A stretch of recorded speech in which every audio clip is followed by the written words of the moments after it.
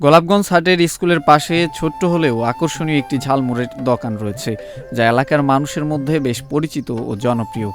ভ্যানের ওপর সুন্দরভাবে সাজানো ঝালমুড়ির বিভিন্ন ধরনের পণ্য এখানে পাওয়া যায়। দোকানে রয়েছে নানা ধরনের খাবার, যেমন ঝালমুড়ি, চালতা, বরই, আমড়া, পেয়ারা, চানাচুর এবং আরও অনেক ধরনের সুস্বাদু নাস্তা। বিকেলের সময় থেকে শুরু হয় ক্রেতাদের আনাগোনা। ছোট বড় সবাই এখানে এসে মজা করে ঝালমুড়ির স্বাদ নেয়। এই ঝালমুড়ির দোকানটি দীর্ঘদিন ধরে একই জায়গায় চালাচ্ছেন একজন ব্যবসায়ী, যিনি বয়সে প্রায় 50 বছর হলেও স্বাবলম্বী জীবনের এই ছোট্ট ব্যবসায় নিরলস পরিশ্রম করছেন।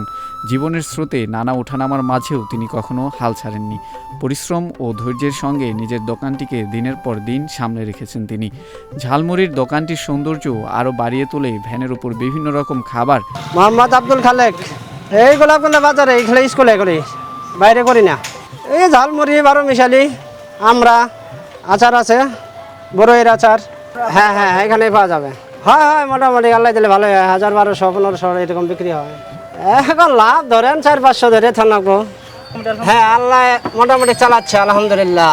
2টা ছেলে আছে, বড়টারে লেখাপড়া শিখেছি ডিপ্লোমা, তারপরে তো চাকরি বাকরি হইল না, পরে তো বিয়ে দিলাম। নাতনির বয়স 6 মাস, ছোটটা আছে ঢাকায়। হ্যাঁ হ্যাঁ, এই স্কুলেরই বেশিরভাগ, এই ফাঁকে যদি 2-1টা বাইরের আসে, এতে আসলো না, আসলে নাই। সুন্দরভাবে সাজানো ঝালমুড়ির সঙ্গে থাকছে বিভিন্ন জাতের ফলমূল, যেমন চালতা, বরই, আমড়া, পেয়ারা এবং চানাচুর।